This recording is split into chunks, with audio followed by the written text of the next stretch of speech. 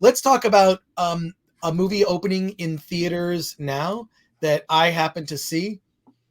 I want to talk about The Cursed. Okay, straight up, this is the best movie that I is opening in theaters this weekend. It is a new film that is written and directed by a guy named Sean Ellis. It had The Cursed actually had a different title. It played at Sundance and was under a different title, and I had to look it up what it was. Maybe you can find that out, Yeah. Alan. But it is a straight up horror movie set in the late 1800s in France, and it's from the opening scene. It's freaking brutal, right? So you have these villagers come in to form a settlement, and there are these gypsies that are in the way, and they are dispensed with in the most gruesome way possible. I'm not sure how much detail I should go into. It is the very opening scene of the movie, but they don't skimp on the gore, and it's done. This is very much a gothic horror, very ethereal. There's a tone to it that is, I mean, it's not like, okay, it's the movie Aliens and we've got all these weapons and flamethrowers and whatnot. No, you have muskets, right? Muskets and knives, pretty much all you've got. But they come in and they dispense it with and wipe out a group of gypsies, basically burying the bodies. One of the women has these dentures that are kind of these, like, they're almost metallic, like dentures that she keeps in her mouth, and they're kind of ripped out of her mouth and becomes sort of something of this totem, the spiritual totem, that when a curious child finds it years later, puts it in his mouth and just becomes possessed, bites someone, and then it's like this infectious disease. I'd almost compare this in terms of gruesomeness to John Carpenter's The Thing, because you don't know what form this takes. First you're possessed, then you're infected, and then the infected, bitten by the spirit, the person who's possessed by the spirit evolves into a creature that, it's not a werewolf. It's not like anything you've seen in a traditional horror movie. So I don't exactly know what to compare it to. That's why I say The Thing, because then it morphs and evolves. It's so edge of your seat intense. I came into it with no expectations. I'm like, all right, okay, this is opening. I'm sure they're just gonna dump it. It's incredible. So, and then it's a battle between the villagers and the creatures, and then who among them may be infected. So it has those kind of the Thing vibes. And John Carpenter's The Thing is one of my all-time favorite horror films, but this is not entirely like that. It just has elements of it that I thought were just used incredibly well. So I don't know. If I'm going to the theater this weekend, you can see Dog, you can see Uncharted.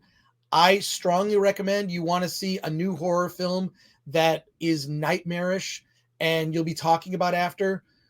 Definitely go see The Cursed. I thought it was amazing. Yeah. Alan, sorry, you were going to look up Yeah, I mean, yeah, it was called 8 for Silver. Eight for Silver, that's right. And 8 for Silver, not a great title because it doesn't really say, yeah. I mean, is it a horror film?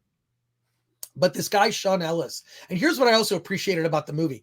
There's very few, like, so many horror movies, or movies like Uncharted or upcoming Amazon series like The Rings of Power. Everything looks fake. It just looks digital.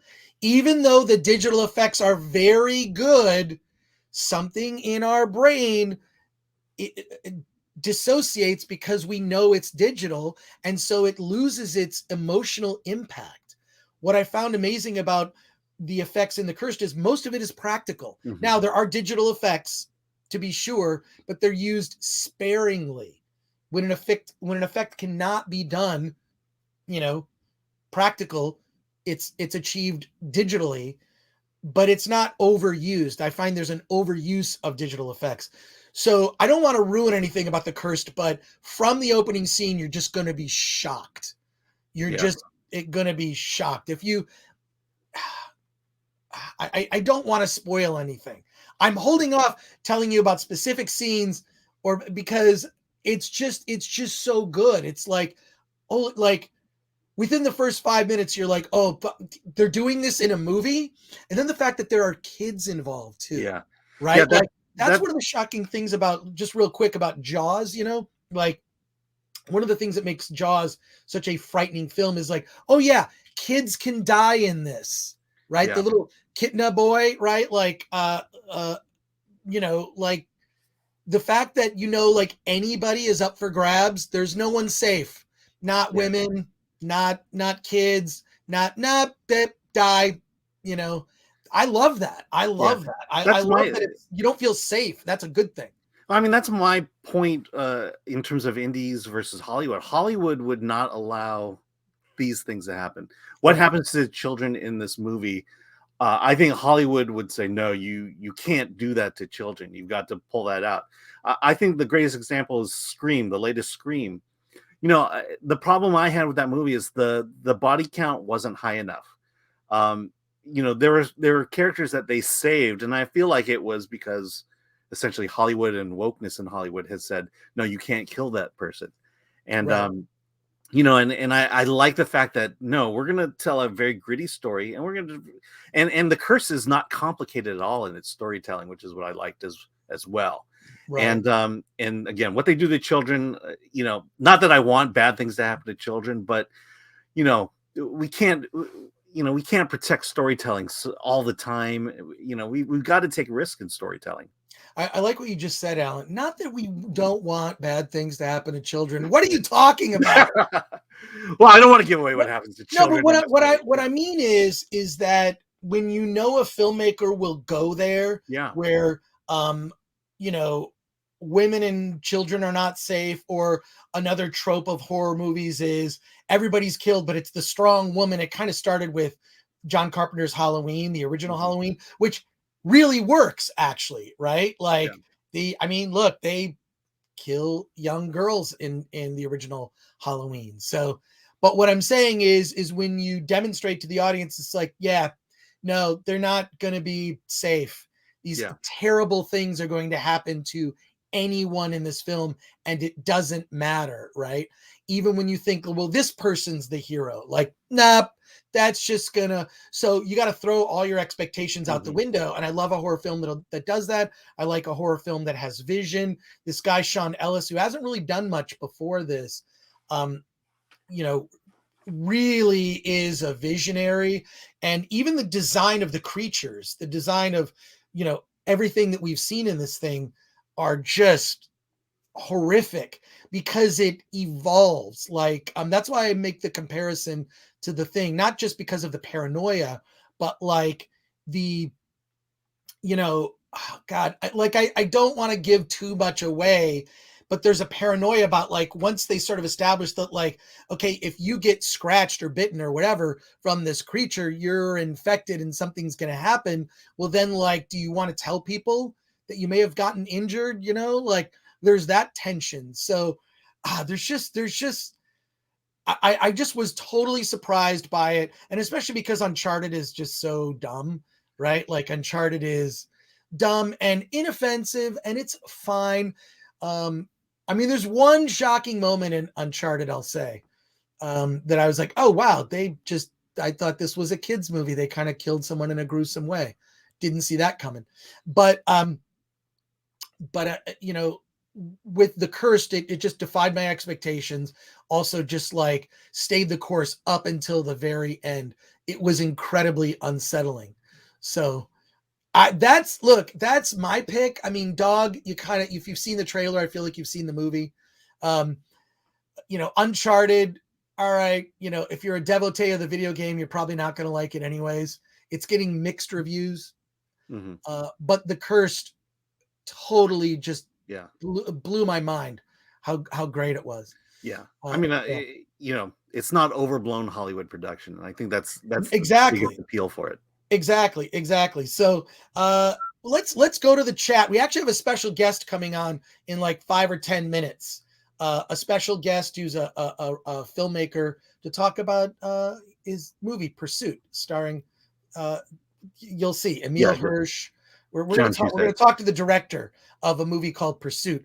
But let's go to the comments here.